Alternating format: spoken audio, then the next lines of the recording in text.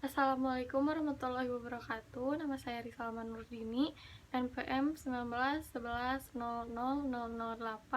Saya akan menjelaskan tentang pengertian dari kekuasaan dan sumber-sumber kekuasaan individu maupun sumber-sumber kekuasaan organisasi. Kekuasaan secara umum adalah kemampuan untuk mempengaruhi perilaku, yaitu kemampuan seorang pelaku untuk memberikan pengaruh terhadap perilaku seseorang sehingga sesuai atau persis dengan keinginan pelaku yang memiliki kekuasaan. Menurut Gibson, kekuasaan adalah kemampuan seseorang untuk memperoleh sesuatu sesuai dengan cara yang dikehendaki. Kedua, menurut Miriam Budiarjo, kekuasaan adalah kemampuan seseorang atau sekelompok manusia untuk mempengaruhi tingkah lakunya seseorang atau kelompok lain sedemikian rupa, sehingga tingkah laku itu menjadi sesuai dengan keinginan dan tujuan dari orang yang memiliki kekuasaan itu. Kekuasaan juga bisa diartikan sebagai kemampuan seseorang atau sekelompok orang dalam mempengaruhi tingkah laku seseorang atau sekelompok lain sedemikian rupa agar mereka dapat menuruti keinginan, maksud, dan tujuan dari pemberi pengaruh atau orang yang memiliki kekuasaan. Sumber kekuasaan. Robbins membagi sumber kekuasaan menjadi dua, yaitu kekuasaan formal dan kekuasaan personal. Kekuasaan formal didasarkan pada posisi individu dalam organisasi, meliputi yang pertama, kekuasaan paksaan, yaitu didasarkan pada rasa takut. Kekuasaan paksaan ini lebih cenderung ke penggunaan ancaman atau hukuman untuk mempengaruhi seseorang untuk bersedia melakukan sesuatu sesuai dengan keinginannya. Contohnya seperti ancaman atau hukuman yang diberikan jika tidak mengikuti perintah yang diinstruksikan, antara lain seperti pemberian surat peringatan, penurunan gaji, penurunan jabatan, dan pemberhentian kerja atau PHK. Yang kedua adalah kekuasaan imbalan, yaitu adanya pemberian imbalan yang bermanfaat. Kekuasaan ini timbul karena posisi atau jabatan seseorang yang memungkinkan dirinya memberikan penghargaan atau imbalan terhadap pekerjaan ataupun tugas yang dilakukan oleh orang lain.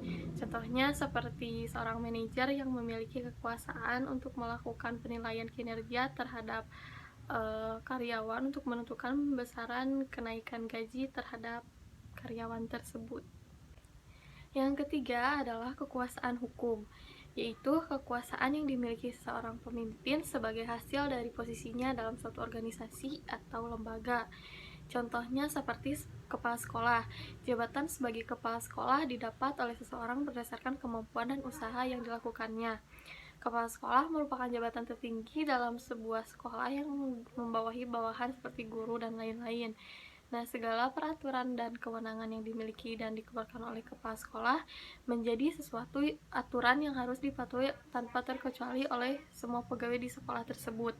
Nah, hal itu juga membuktikan bahwa jabatan seorang di sebuah organisasi mempengaruhi dan membuat seorang patuh dengan kebijakan dari orang yang memiliki jabatan tersebut. Yang keempat yaitu kekuasaan informasi, yaitu berasal dari akses dan pengendalian atas informasi. Kekuasaan ini diperoleh seseorang dengan memegang informasi penting yang dimiliki oleh orang yang kita kuasai. Salah satu contoh yaitu seorang gubernur yang memiliki kekuasaan dan kewenangan sangat besar di suatu provinsi bisa terjatuh dari kursi jabatannya jika seorang atau lembaga seperti KPK memiliki informasi atau berkas bukti korupsi gubernur tersebut. Nah, hal tersebut menggambarkan bahwa informasi tersebut menjadi hal yang penting dalam penentu kekuasaan dan kewenangan seseorang di suatu lembaga atau organisasi. Yang selanjutnya yaitu kekuasaan personal. Kekuasaan ini tidak didasarkan pada posisi formal individu dalam organisasi. Ada 3 dasar atau sumber dari kekuasaan personal, yaitu yang pertama kekuasaan pakar, yaitu kekuasaan yang didasarkan pada keahlian atau keterampilan istimewa dan pengetahuan. Contohnya seperti seorang dokter. Seorang dokter yang bekerja di suatu rumah sakit memerlukan proses yang panjang, yaitu dengan lamanya pendidikan yang ia tempuh dan beberapa praktek lapangan yang telah ia lakukan. Nah, seorang dokter juga tidak bekerja hanya sendiri, dibantu dengan beberapa asisten. Nah, asisten dan suster membantu dokter tersebut karena ia meyakini bahwa dokter tersebut memiliki kemampuan dan ilmu yang lebih dibandingkan dirinya. Hal tersebut membuktikan bahwa keahlian, kemampuan, dan keilmuan yang dimiliki seorang dokter mampu membuat seorang asisten dan suster dan lain-lainnya menjadi patuh dan tunduk terhadap setiap perintah dokter tersebut.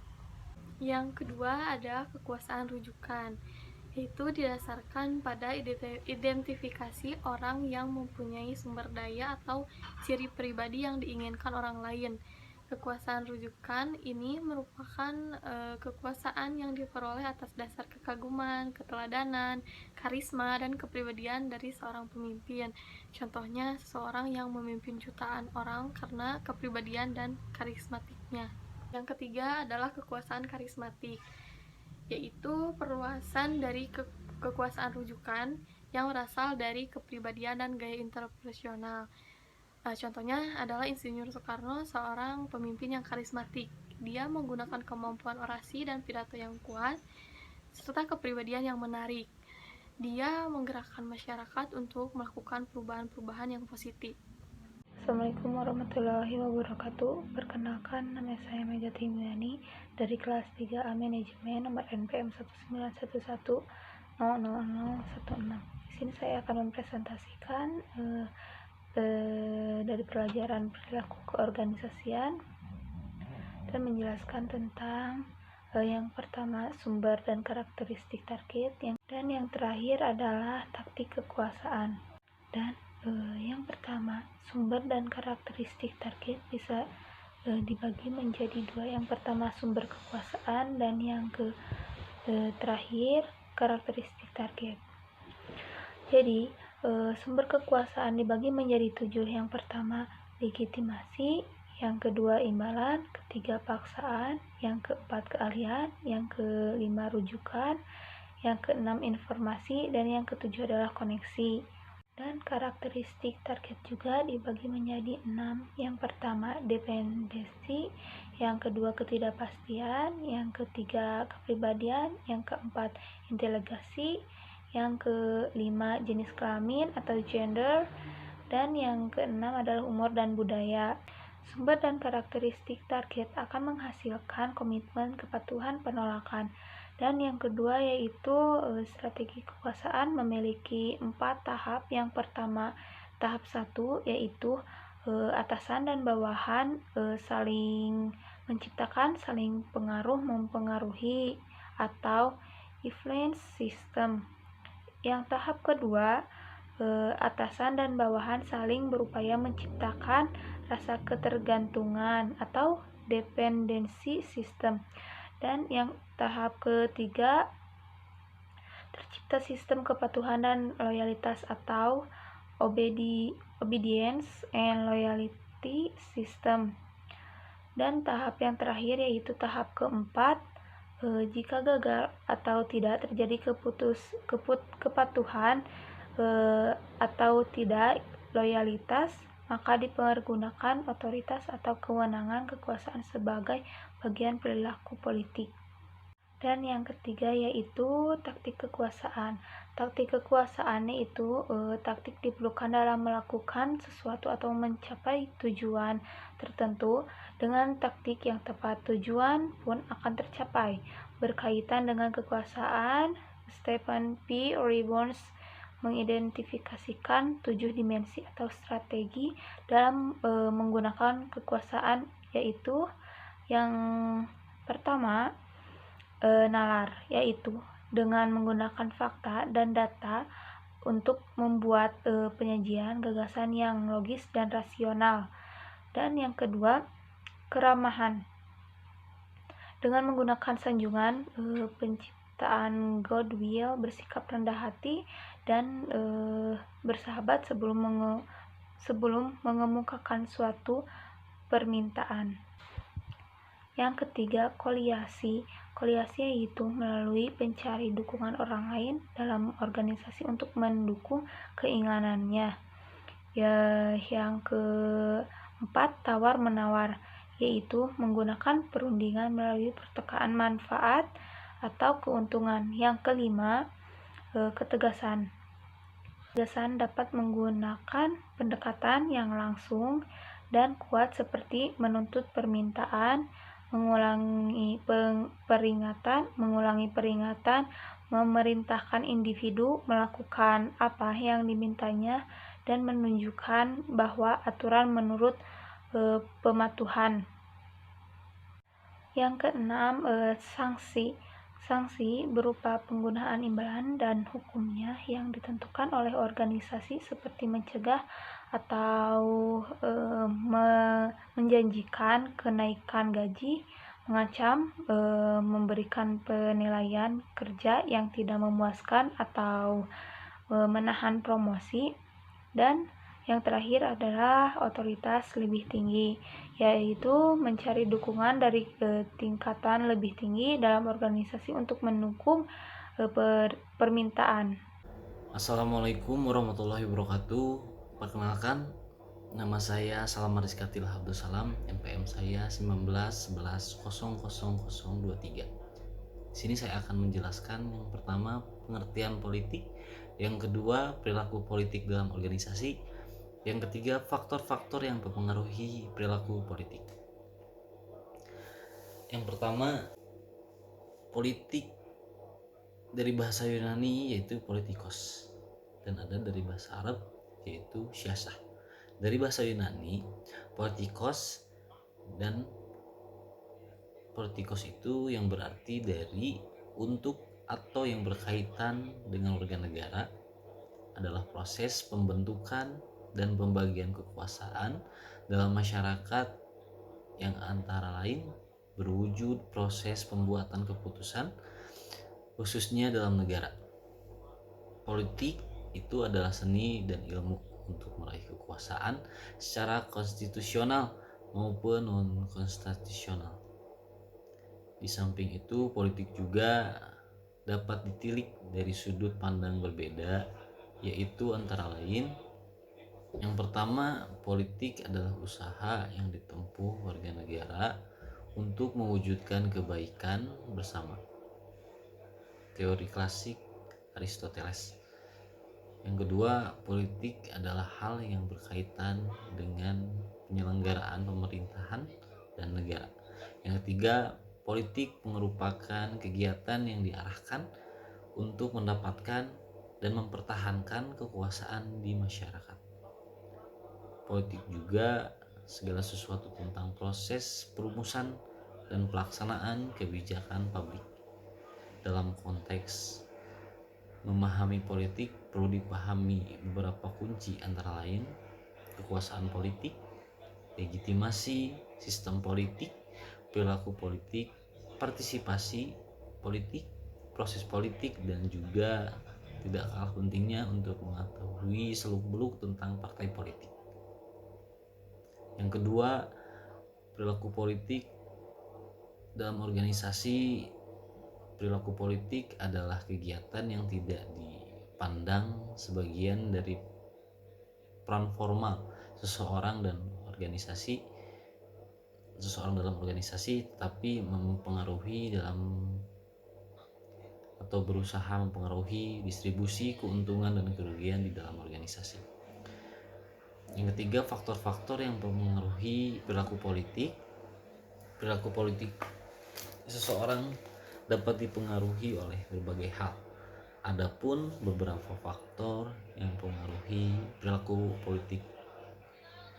Yang pertama itu struktur kepribadian yang tercermin dalam sikap individu secara pribadi. Yang kedua, lingkungan sosial politik tak langsung.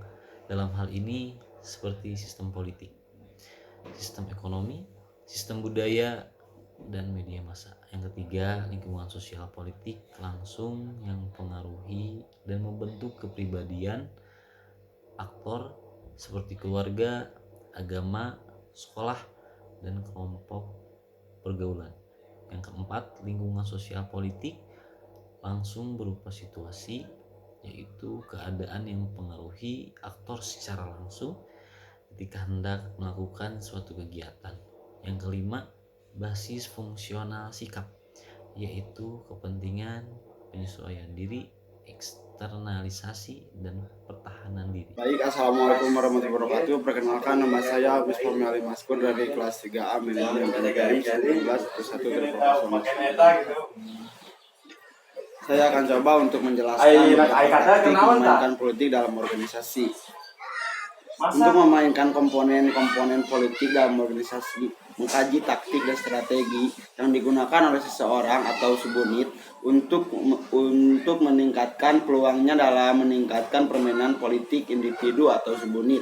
Dapat menggunakan beberapa taktik politik untuk memperoleh kekuasaan dalam mencapai tujuan. Taktik memainkan politik dalam organisasi adalah sebagai berikut. Nah, di sini saya akan coba untuk menjelaskan beberapa taktik politik dalam satu organisasi. Contohnya di antara salah satunya adalah meningkatkan ketidakmampuan mengganti jika dalam suatu organisasi hanya ada satu-satunya orang atau subunit yang mampu melakukan tugas yang dibutuhkan oleh subunit atau organisasi, maka ia atau subunit tersebut dikatakan sebagai memiliki ketidakmampuan mengganti. Nah, maksudnya di sini adalah meningkatkan ketidakmampuan mengganti adalah maksudnya jika salah satu di antara organisasi tersebut tidak mampu untuk menjalankan satu pekerjaannya, bisa dikatakan kita akan mengganti orang tersebut dengan orang yang baru dan yang mampu. Dekat dengan manajer yang berkuasa. Cara lain untuk memperoleh kekuasaan adalah dengan mengadakan pendekatan dengan manajer yang sedang berkuasa.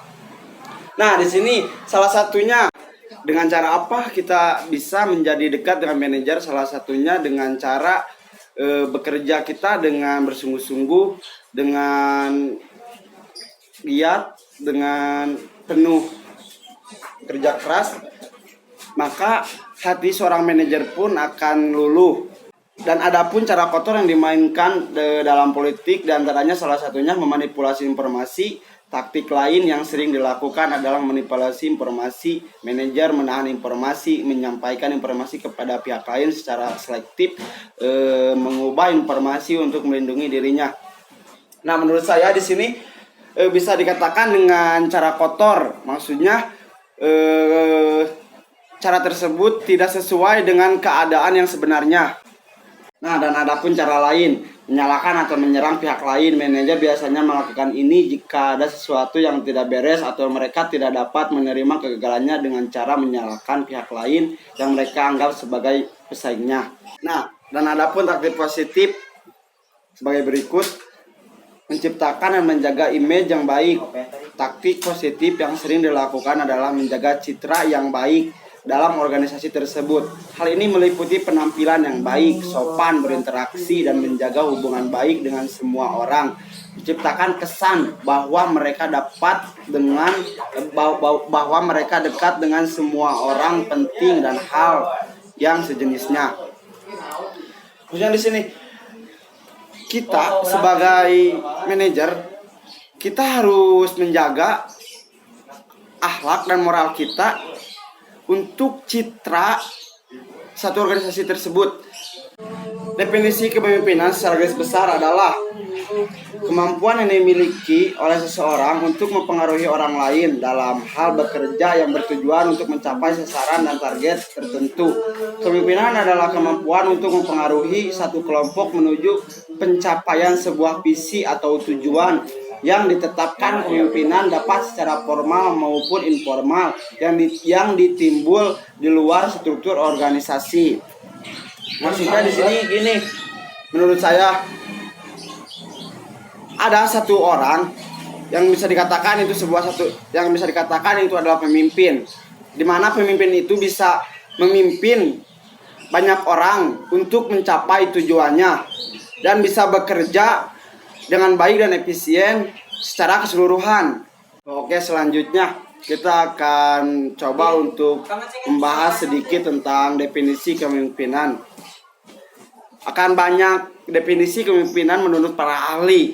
Nah, diantaranya salah satunya saya akan mencoba untuk menyebutkan salah satunya definisi kepemimpinan menurut para ahli.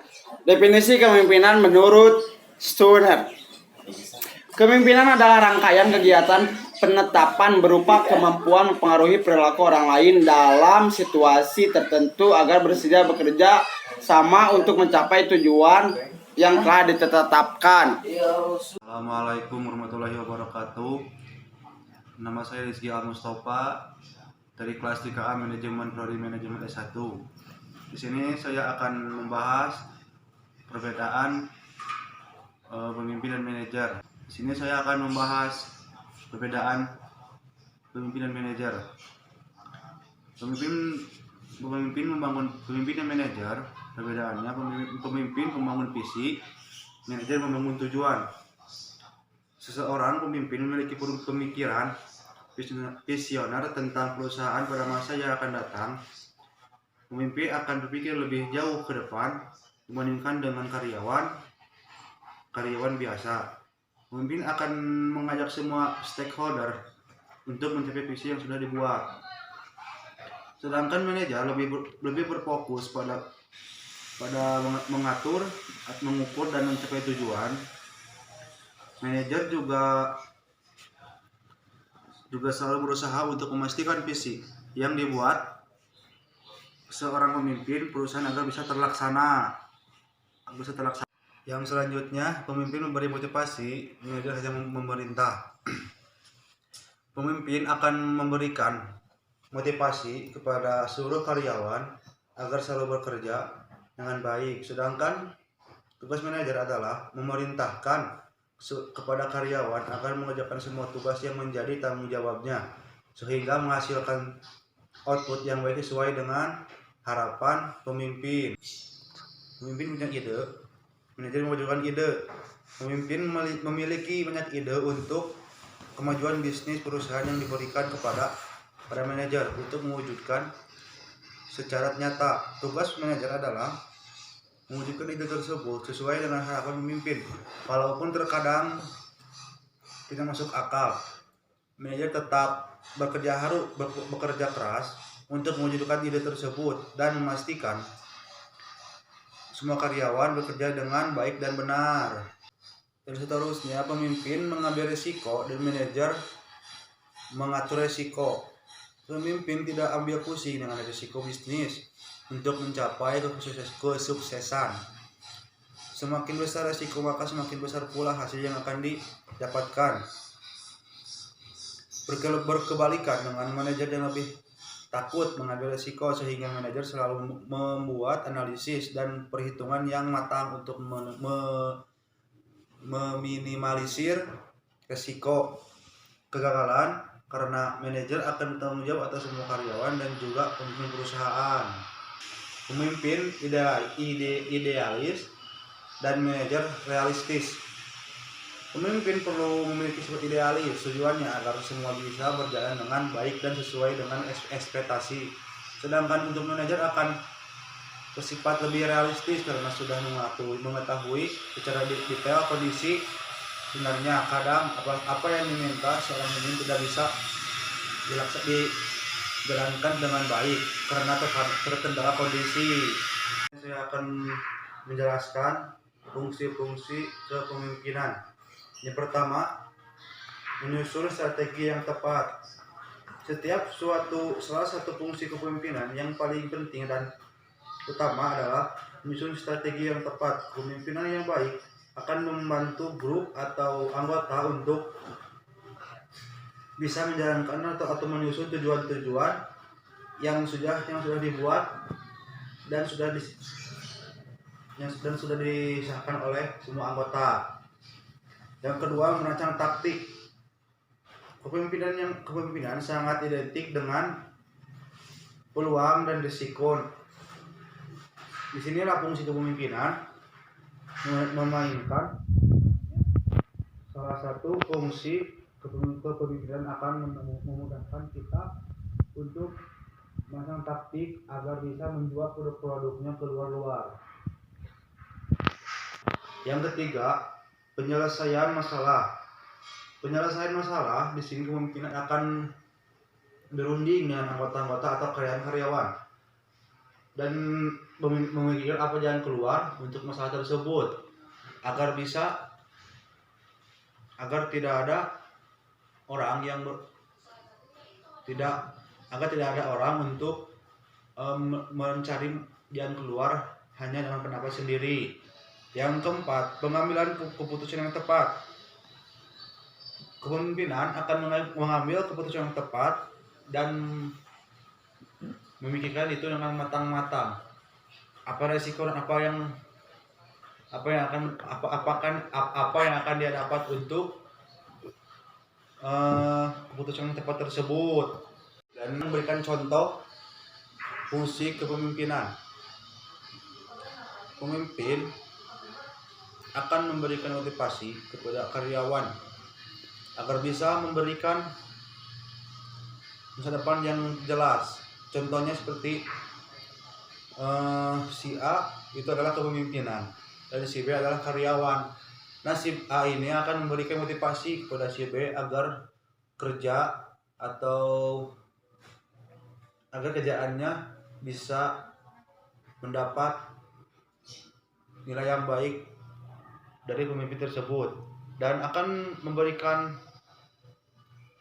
penjelasan untuk masa depan karyawan tersebut agar lebih jelas ke depannya. Nama saya Alin Ciciunan Agustin, NPM 191100036.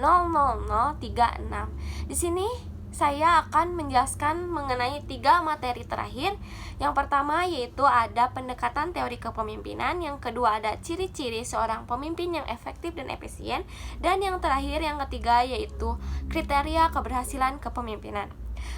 Terlebih dahulu saya akan menjelaskan mengenai yang pertama yaitu pendekatan teori kepemimpinan. Ada beberapa pendekatan teori kepemimpinan. Yang pertama ada teori sifat atau trait theory. Dalam teori sifat atau trait theory ini menjelaskan bahwa seorang dapat menjadi seorang pemimpin apabila memiliki sifat seorang pemimpin. Seorang pemimpin menurut teori ini juga ditandai dengan adanya tingkat kecerdasan yang lebih tinggi dibandingkan bawahan-bawahan atau pengikut-pengikutnya. Contoh dalam kehidupan sehari-hari yaitu misalkan saya memiliki sifat-sifat seorang pemimpin seperti berpikiran terbuka, berpendirian teguh, percaya diri, komunikatif, jujur, bertanggung jawab. Saya bisa menjadi seorang pemimpin. Yang kedua ada teori kelompok. Nah, dalam teori kelompok ini beranggapan bahwa supaya suatu kelompok bisa mencapai tujuan-tujuannya, maka harus terdapat suatu pertukaran yang positif antara pemimpin dan bawahan atau pengikut-pengikutnya. Contohnya dalam kehidupan sehari-hari adalah seorang pemimpin akan mengadakan dukungan yang positif kepada pengikut-pengikutnya dan juga sebaliknya. Lalu yang ketiga ada teori situasional atau teori kontingensi. Nah, dalam teori situasional atau teori kontingensi ini ada kepemimpinan model Fiedler yang menyatakan bahwa ada 2 hal yang dijadikan sasaran, yaitu mengadakan identifikasi faktor-faktor yang sangat penting di dalam situasi dan mempertimbangkan gaya atau perilaku kepemimpinan yang paling efektif di dalam situasi tersebut. Contoh dalam kehidupan sehari-hari yaitu ketika seorang pemimpin akan mengadakan identifikasi faktor-faktor yang sangat penting di dalam situasi organisasi yang dipimpinnya, dan juga akan mempertimbangkan gaya atau perilaku kepemimpinan yang paling efektif yang harus ia kuasai di dalam organisasi yang ia pimpin. Terus yang keempat ada teori jalan kecil tujuan atau fat goal theory. Nah, dalam pendekatan teori jalan kecil tujuan atau fat goal theory ini menggunakan kerangka teori motivasi yang berhubungan dengan motivasi kerja. Contoh dalam kehidupan sehari-hari adalah ketika seorang pemimpin memberikan hadiah kepada seorang pengikut atau bawahannya ketika seorang bawahan atau pengikut tersebut selalu hadir, tidak pernah absen, dia akan memberikan hadiah berupa uang atau sebagainya. Lalu yang terakhir ada pendekatan social learning dalam kepemimpinan. Nah, dalam pendekatan social learning dalam kepemimpinan ini merupakan suatu teori yang dapat memberikan suatu model yang menjaga kelangsungan interaksi timbal balik antara pemimpin, lingkungan, dan perilaku sendiri. Contoh dalam kehidupan sehari-hari adalah ketika seorang pemimpin memberi penghargaan kepada anggotanya. Lanjut kepada materi yang kedua, yaitu ciri-ciri seorang pemimpin yang efektif dan efisien. Ciri-ciri seorang pemimpin yang efektif dan efisien, yang pertama ada memiliki sifat yang peka terhadap permasalahan lingkungan yang dipimpinnya. Contoh dalam kehidupan sehari-hari yaitu ketika seorang pemimpin dihadapkan dengan sebuah masalah baru, maka ia harus segera berpikir bagaimana cara menyelesaikan tersebut. Seperti itu. Yang kedua, memiliki kepribadian yang terkontrol, tidak emosional, dan juga berinteligensi tinggi. Contoh dalam kehidupan sehari-hari, ketika seorang pemimpin itu memiliki anggota, dan anggota tersebut memiliki pasti tidak dapat dipungkiri bahwa manusia memiliki kesalahan. Ketika seorang anggota tersebut melakukan kesalahan, maka seorang pemimpin harus mengontrol emosinya dan membawa berpikir positif bahwa suatu masalah pasti ada penyelesaiannya. Dan yang ketiga ada memiliki sifat pemberani, tidak egois atau individualistis, bertanggung jawab dan komunikatif. Contoh dalam kehidupan sehari-hari yaitu ketika seorang pemimpin dihadapkan dengan situasi baru, dengan tantangan yang baru, ia harus berani mengambil situasi tersebut dan bertanggung jawab atas resiko yang harus ia ambil. Juga tidak egois, dia harus menerima pendapat dari bawahan atau pengikut-pengikutnya atau dari anggotanya. Yang keempat, memiliki kecerdasan dan ketangkasan pada aspek teknis dari tugasnya. Contoh dalam kehidupan sehari-hari yaitu jika seorang pemimpin memiliki tugas untuk maka ia harus cerdas untuk menyelesaikan segera tugas tersebut agar lebih efektif dan efisien. Terus yang terakhir adalah seorang pemimpin mau menempatkan orang lain yang lebih cakap untuk mengisi kelemahannya. Contoh dalam kehidupan sehari-hari yaitu ketika seorang pemimpin tidak bisa melakukan sesuatu tersebut atau belum bisa, maka seorang pemimpin harus mau dibantu oleh anggotanya yang bisa terhadap situasi tersebut. Lanjut ke materi yang terakhir yaitu kriteria keberhasilan kepemimpinan. Nah, dalam kriteria keberhasilan seorang pemimpin itu pada umumnya diukur dari produktivitas dan efektivitas pelaksanaan tugas-tugas yang dibebankan pada dirinya. Bila produktivitas naik dan semua tugas dilaksanakan dengan efektif, maka itulah keberhasilan seorang pemimpin. Tetapi apabila produktivitasnya menurun dan kepemimpinannya dinilai tidak efektif, maka disebut sebagai pemimpin yang gagal. Contoh dalam kehidupan sehari-hari yaitu ketika seorang pemimpin dihadapkan dengan tugasnya dan permasalahan-permasalahan yang lain, seorang pemimpin itu tersebut harus dengan tanggap menyelesaikan tugas dan menyelesaikan permasalahan tersebut. Maka itu adalah kriteria keberhasilan seorang pemimpin. Dan jika seorang pemimpin telat dan leha-leha, maka itu adalah bukan kriteria keberhasilan seorang pemimpin. Itulah 3 materi yang saya sampaikan tadi tentang pendekatan teori kepemimpinan, ciri-ciri seorang pemimpin yang efektif dan efisien, dan yang ketiga yaitu tentang kriteria keberhasilan kepemimpinan.